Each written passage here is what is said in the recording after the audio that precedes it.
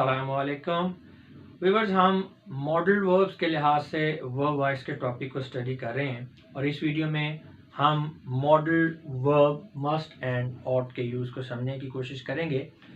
Video में आगे बढ़ने से पहले नए लोगों को थोड़ा सा गाइड करता चलूँ। व्यूअर्स, जितने भी मॉडल वर्ब्स हैं उनका जो एक्टिव या पैसिव कंस्ट्रक्शन होता है वो सेम ही होता है, उसका सेम स्टाइल है, सेम आप कह लें कि एक ही जनरल फार्मूले के तहत आप तमाम मॉडल वर्ब्स को जो है एक्टिव फॉर्म से पैसिव वॉइस में या पैसिव से एक्टिव में इंटर कन्वर्टेबली आप इनको चेंज कर सकते हैं।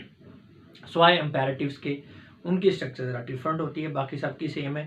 तो ये मैंने यहाँ पे आपको नज़र आ रहे हैं, ये इनके जो स्ट्रक्चरल फार्मूलाज हैं, जनरल फार्मूलाज, ये मैंने यहाँ पे लिख दिए हैं।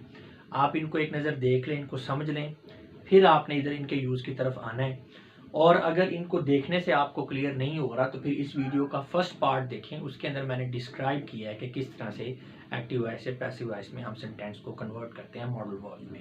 तो चलें अभी हम स्टार्ट करते हैं, मस्ट एंड ऑट के यूज़ को देखते हैं। तो यहाँ पे एक्टिव वॉइस सेंटेंसेस हैं, दूसरी साइड पे इनका पैसिव वॉइस जो है स्टाइल है। तो आपके लिए ये कंपैरिजन है, आपको समझ आ जाती है कि जब एक्टिव से पैसिव में सेंटेंस कन्वर्ट होगा तो उसके अंदर क्या चेंजेस होंगी। He must do this exercise, उसे लाजमी इस मश्क को करना चाहिए। This exercise must be done by him, ये मश्क उससे लाजमी की जानी चाहिए। He must not do this exercise, उसे लाजमी इस मशक को नहीं करना चाहिए। This exercise must not be done by him, ये मश्क उससे लाजमी नहीं की जानी चाहिए। Must he do this exercise, क्या उसे एक्सरसाइज लाजमी करनी चाहिए। Must this exercise be done by him, तो क्या ये एक्सरसाइज उससे लाजमी की जानी चाहिए।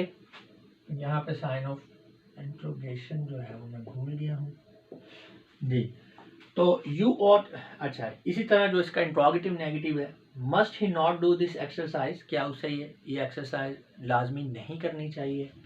Must this exercise not be done by him, क्या उससे ये एक्सरसाइज लाजमी नहीं की जानी चाहिए। इसी तरह ऑट का यूज़ है, you ought to help the poor, आपको गरीबों की मदद ज़रूर करना चाहिए। तो इसमें पैसिव में आ जाएगा the poor ought to be help by you, गरीबों की मदद आपसे ज़रूर की जानी चाहिए या आपसे गरीबों की मदद ज़रूर की जानी चाहिए। You ought not to help the poor, आपको गरीबों की मदद लाजमी नहीं करनी चाहिए। या इसका जो पैसिव जो वर्जन है, the poor ought not to be help by you, आपसे गरीबों की मदद लाजमी नहीं होनी चाहिए। अब ये जो हमारा ऑट है, इसका अगर पास यूज देखें तो उसका स्ट्रक्चर कुछ इस तरह से होगा।